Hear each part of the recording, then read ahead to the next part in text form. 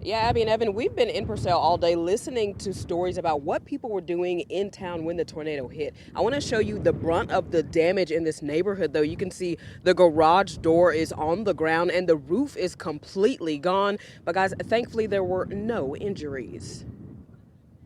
First tornado warning of the year. It was like someone sneezed and the whole entire house started shaking. We're all in there and it's just all of a sudden you hear this boom, boom. Two different people, two parts of Purcell, both sharing the same shock. Just normal morning, getting ready for school. Our power went out, so I got my little one into the kitchen. Across town, Brody, a junior at Purcell High, was at baseball workouts. And then all of a sudden our coaches come in there and just like, yeah, this building's getting torn out. So I didn't have any time to prepare. It was more of just your natural instincts going into play and just making sure that you and your children stayed safe. And it's just we have to go hide in like the locker room area because that's a safe room.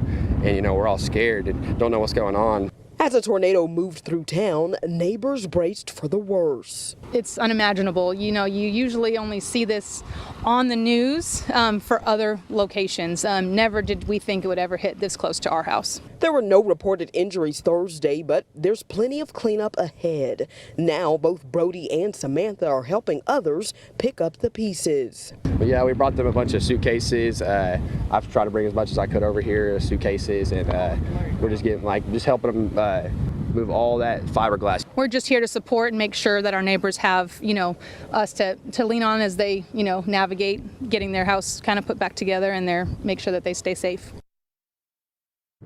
And guys, coming up tonight at 6, we will show you more neighbors helping neighbors, but this time a young FFA team. Reporting live in Purcell, Megan Mosley, KOCO 5 News.